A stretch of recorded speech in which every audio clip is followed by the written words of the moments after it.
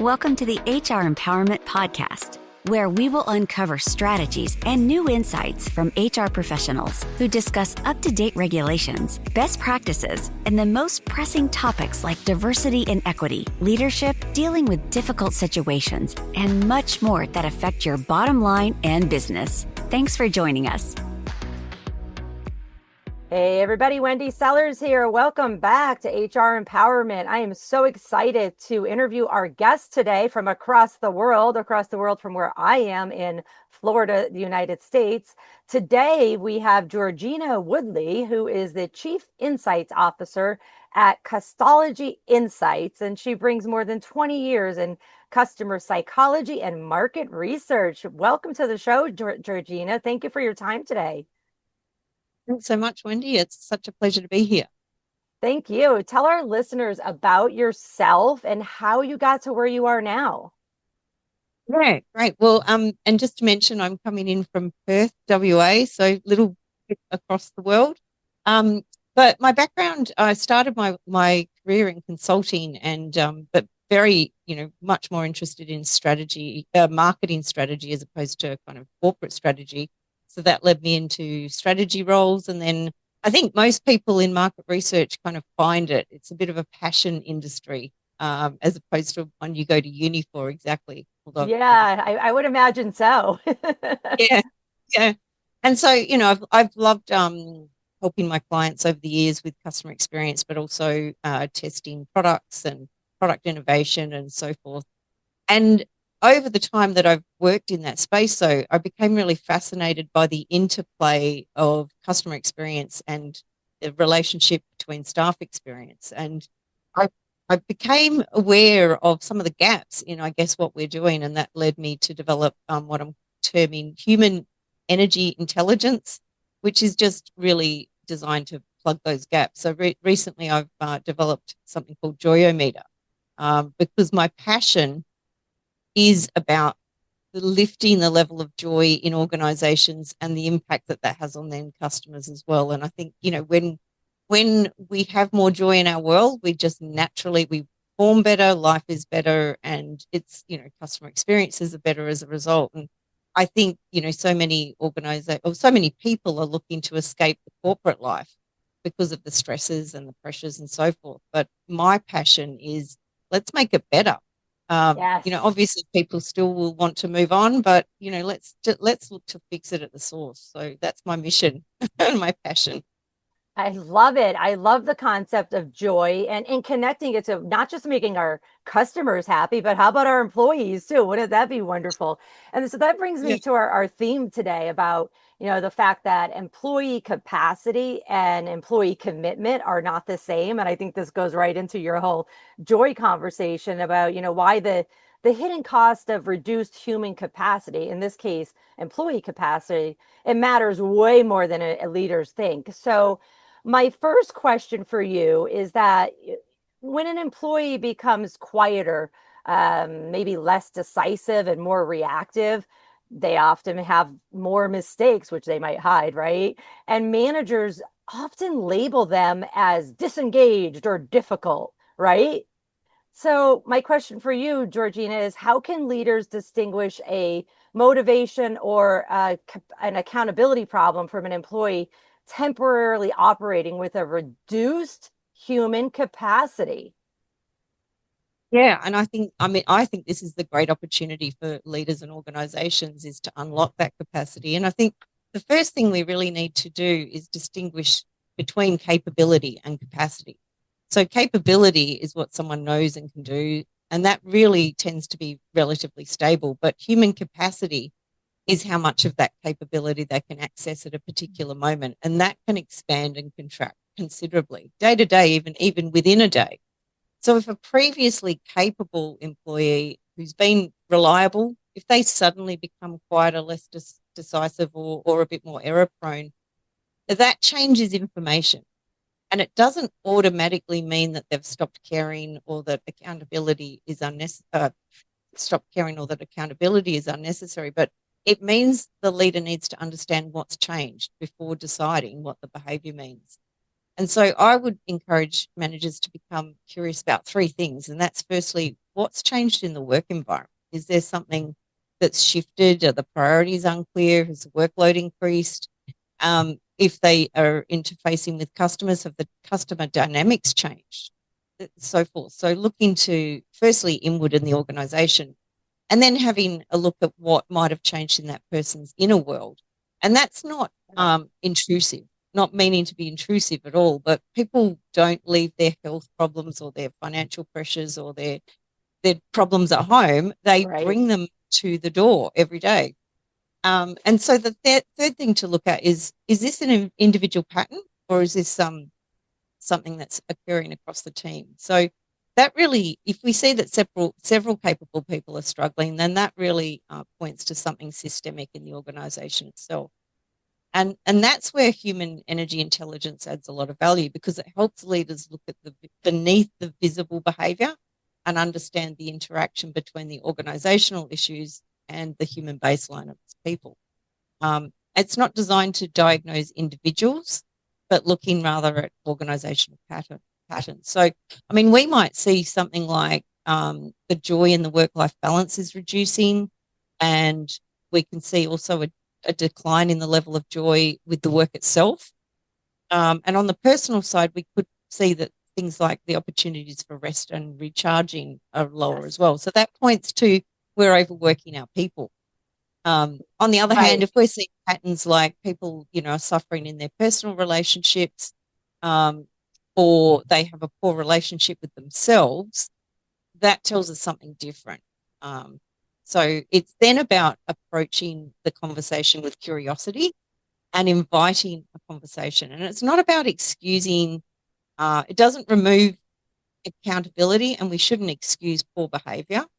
But it's about gathering information before deciding what the right response is in that circumstance.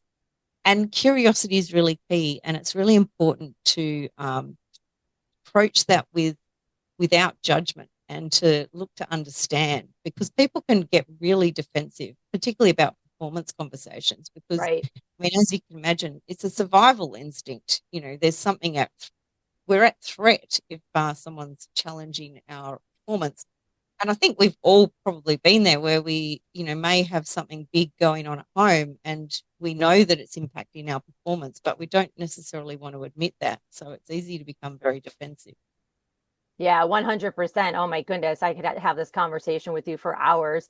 It's so important for leaders to know that sure, an employee can still be committed, but maybe this temporary time period, something's going on, like you said, in the workplace, and it may not just be that employee, or it could be something at home that is really none of our business. But if we're compassionate and we care about our employee, we want to let them know, you don't need to tell me details, but it seems like something's going on. Do you need time off? Do you need to look at our benefits a little bit more? Do you need some coaching? Do you need some mentoring? Or again, do you just need a vacation? Yes. Yeah. I mean, I think that opportunity for rest and recharge is so critical. And it's something I've been observing a lot on LinkedIn posts. People kind of surprised at how amazed they feel having a holiday, and the ideas start flowing. And it's like, oh my gosh, how is this a revelation? I know, right? Just a holiday.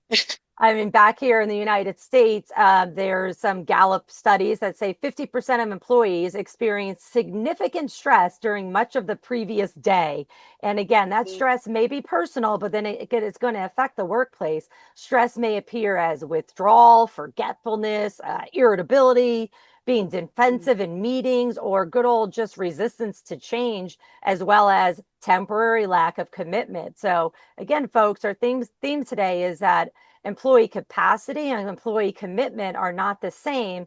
And little asterisk, we really do need to grab that mirror and say, how can I, as the manager, the leader, the HR person, make a difference not only to our customers, but our employees, who are then going to turn around and make a difference to our customers. It's funny how that works, right, Georgina? Yeah, absolutely. Richard Branson actually was famous for saying, or not quoting him directly, but his philosophy was very much, don't worry about your customers, take care of your staff, and they'll take care of the customers.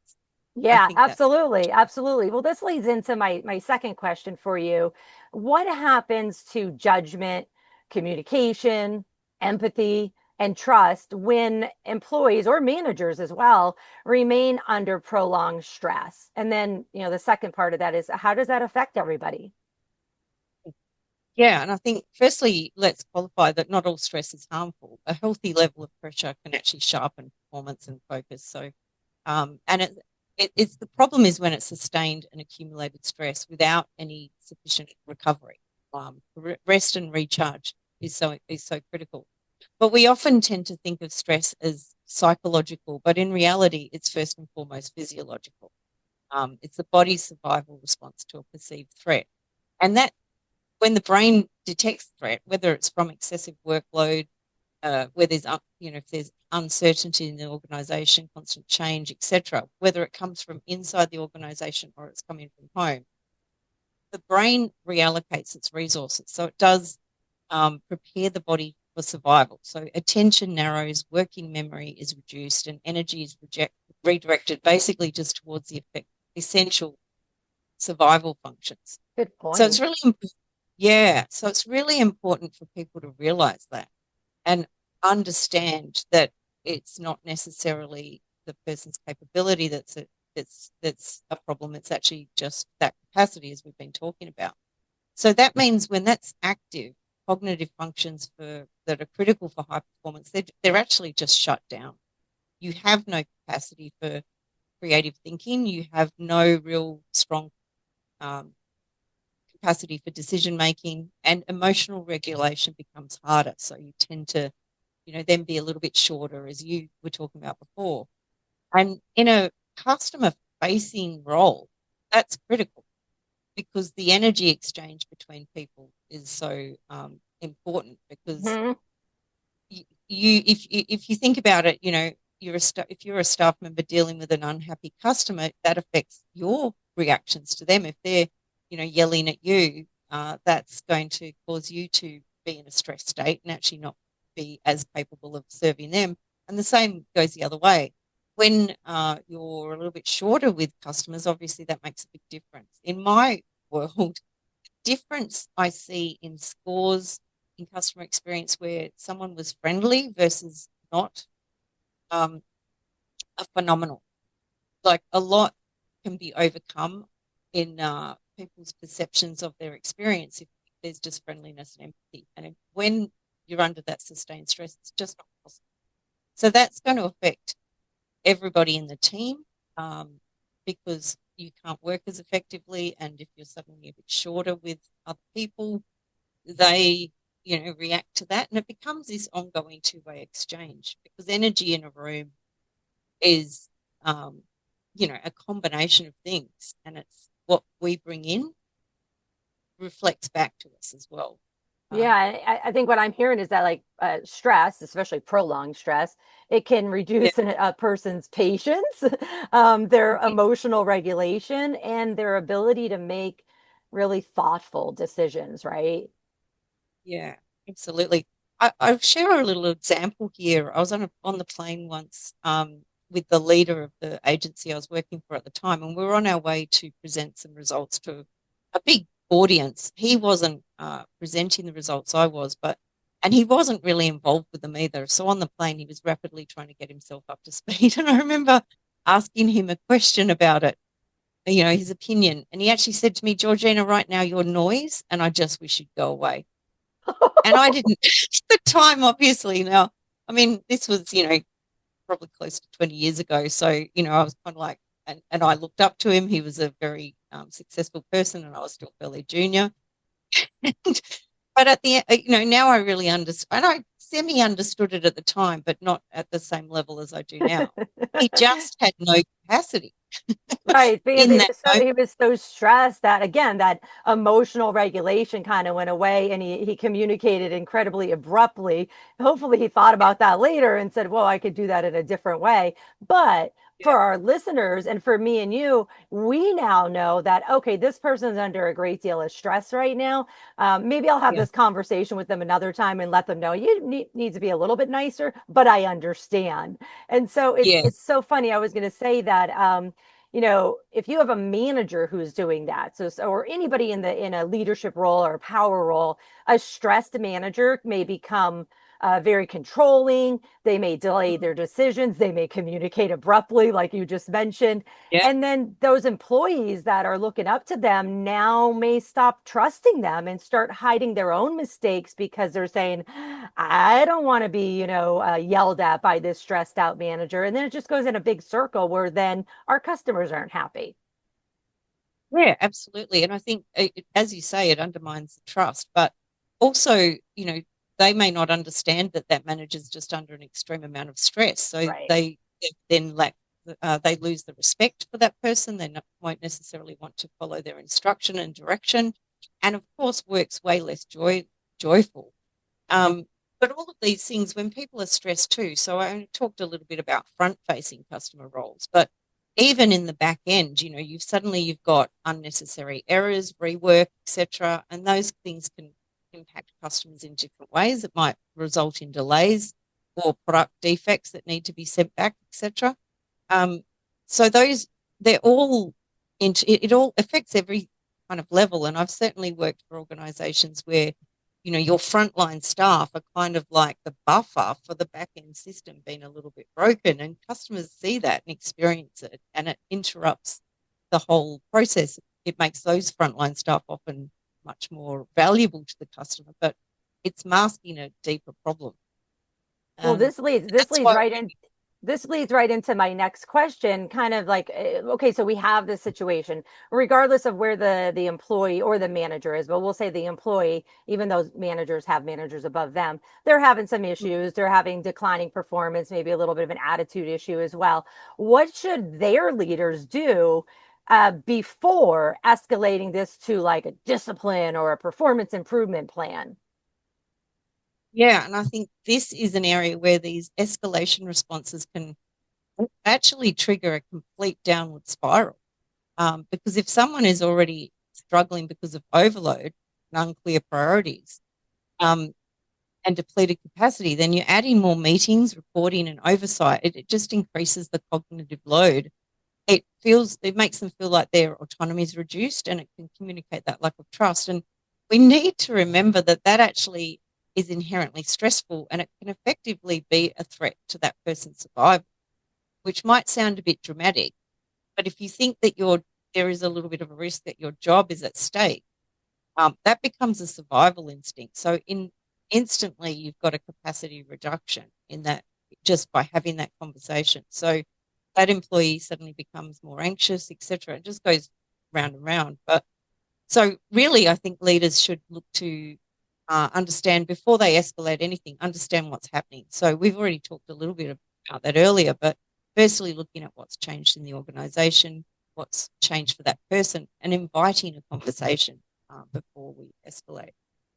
Yeah, I I love the concept of also, you mentioned many employees just they don't even know what the expectations are. So they really need to think, evaluate whether expectations are clear. Are we on the same page here? Often we are not.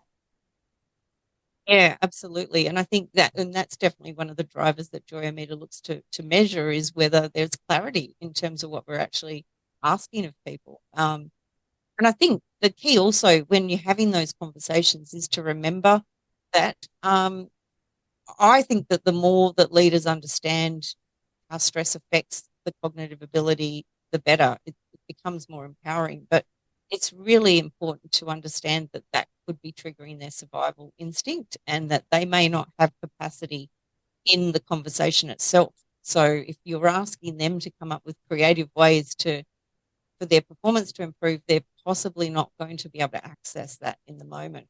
So we need to lead with compassion.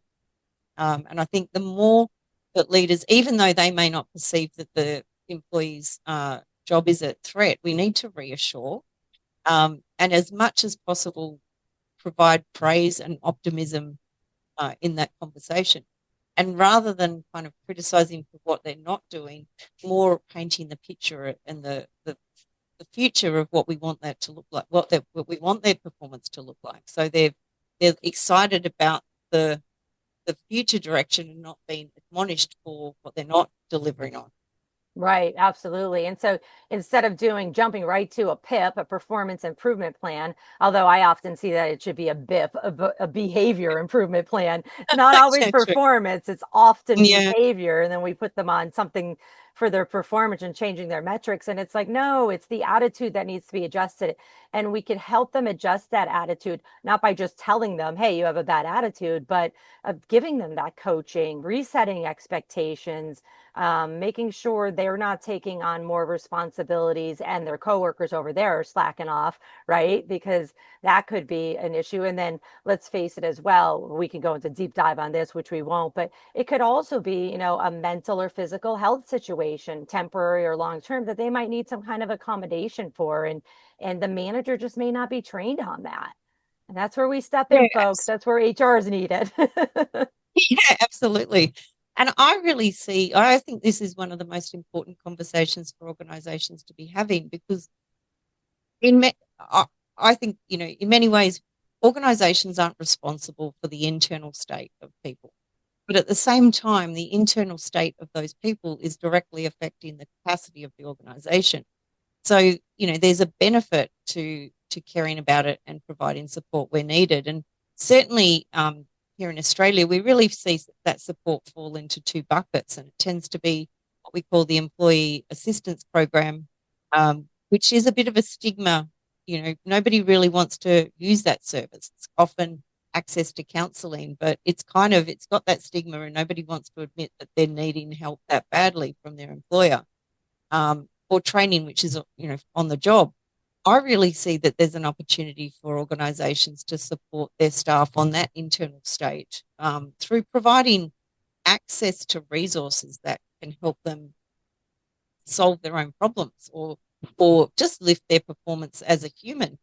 And I think those are the sorts of things where usually individuals don't invest. Like it's a very low proportion of people that invest in their own personal development.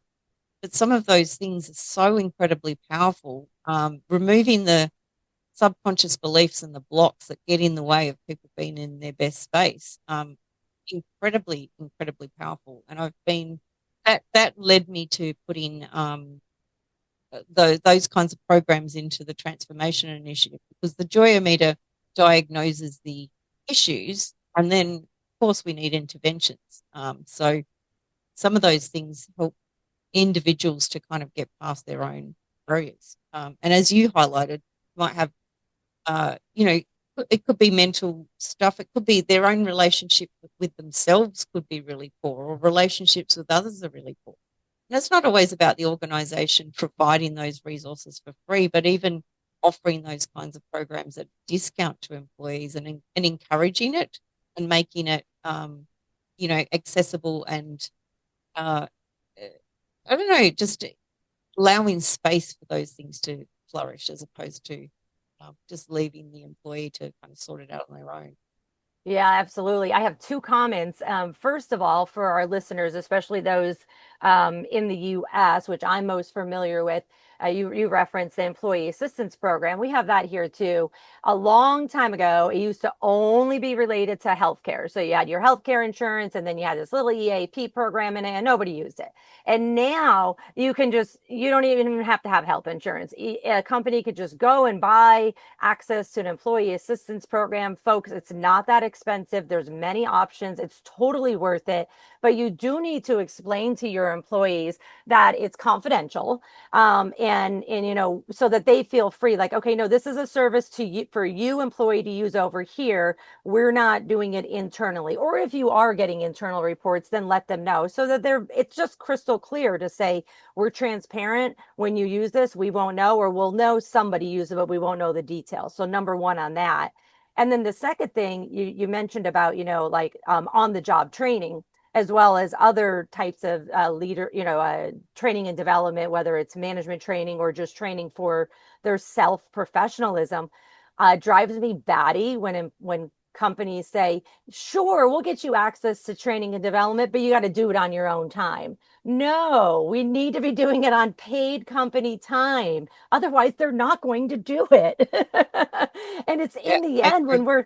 when we're giving people access to training and development, we're giving them access to tools that's going to help them but be a better employee, well, we want to be able to monitor that. And so if we want to monitor that and help them succeed, you better be doing it on paid time. That's just my personal opinion. What are your thoughts on that? Yeah, I 100% agree. And some of my most like memorable career moments are those programs where the organization did invest in us, but it tended to be where you were at a big group offsite or something like that, where it was, it was on company time. I think that there is so much opportunity. Obviously, there's the on the job training to be a better manager, to be a better worker in different ways, and that sort of training is obviously really valuable. But I think the other side of it, which is the other opportunity, is for businesses to say, actually, we're going to give you some training that's not about training you to be better for us, but it's training you to be better for you. Right. And Yeah. and that I think that also should be on the job, because in doing that, we're helping people unlock more capacity for themselves, which is always going to benefit the organization as well. And commitment to the organization, because it said, hey, the organization helped me be a better me, a better human to the world, and so now I have more capacity for the workplace and I have more commitment to the workplace. So wrapping this up here, one of my final questions is, since most of our listeners are in HR, wearing one of the many hats, including HR, we're facing so much, pressure on employee retention and, oh boy, so many organizational changes and increasingly, as we mentioned, exhausted managers. Why should human state be treated as leadership and workforce planning issues? And how can we, make some changes without lowering performance standards?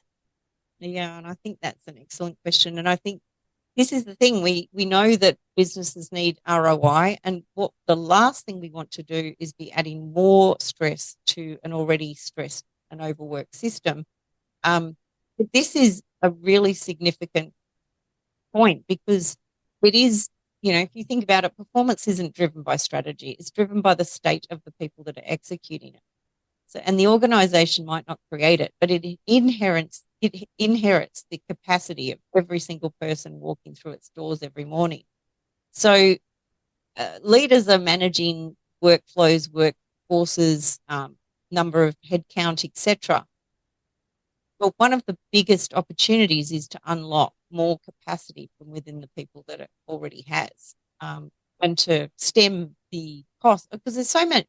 We see the costs of turnover. There's a huge cost of lost productivity. I'm sure everyone listening will be familiar with the concept of the presenteeism, where somebody might be there, but they're not truly participating in the workforce. There's a huge amount of research that suggests that there's a link between well-being, happiness, etc., and productivity. And the quoted increases are, range from 12 to 31%. So if you can get 12 to 31% more out of your people, wouldn't you want to do that? Right. Yeah. Everyone's talking about AI and how it's revolutionizing capacity, but I think we're overlooking something even bigger. The world's largest untapped resource isn't AI, it's untapped human capacity. Really is. Yeah, we've talked a lot about stress here and how it reduces capacity, but joy does the opposite. It expands capacity, and it's a biological performance advantage. Again, it's not psychological, it's physiological. And when we experience those positive emotional states, the body shifts out of survival mode. We can start to access creativity, more complex decision making, ideas flow. And I think we've all experienced this. If you think back to a time when you were completely in flow, you were energized, ideas came easily, you solve problems more creatively, and you connect more effortlessly with other people. Time disappeared and the work doesn't feel like work. So you probably didn't think about it at the time, but you were probably experiencing joy. And we could be tapping into that more often, and basically kind of imagine it wasn't something you just stumbled into by accident. Imagine leaders understood how to create more of it. Imagine your team spent more time there. imagine the organization designed for it, both for their staff and their customers. And I just am excited by how much untapped capacity we could unlock, and that's not by making people work harder. It's actually just unlocking the capacity that's already there. Yeah, 100%. I'm going to wrap this up by saying one statement, which I think you really just, said through this whole half-hour session here is employee capacity and commitment increases with the investment in the employee. And as you say, joy. That's Yeah. so simple. It's really not that simple because it does take a lot of work and a lot of time and money too. But in the end, it is going to come back and it's going to give your employees a lot more commitment to you and to the projects, and then the capacity to think outside the box and start making smarter decisions. I love this. I love this, love this, love this. I am so interested in the joy meter. So make sure you send information, and folks will post that online in the podcast notes too. So Georgina, before we wrap up, are there any, resources you'd recommend for listeners into diving deeper into this topic? I think it's going to be the joy meter. But the joy meter is definitely an amazing tool to help understand where joy is and where joy isn't across the system. But obviously, it's something organisations need to put in place. Something I've developed just as a small tool for managers and individuals to help access more joy is something called the Joy Lift. So I'll include that link to that as well. And because that's a very practical way to inject joy, because joy is actually, there's a lot to it, but at the same time, it's not about adding endlessly to the to-do list for managers. But joy is experienced in the body. So we can actually trigger it within the body. So, obviously the bigger strategic things in life are important, but accessing joy within the body immediately just helps you kind of get more capacity in the moment to then be able to solve those bigger items. So yes, love to share more. This has been wonderful. Thank you so much for all of this information. Thank you. Thank you so much, Wendy. And I hope your listeners get something out of this. Absolutely. I hope this podcast session has been helpful and beneficial to you. Take care, everyone, and thanks for joining us.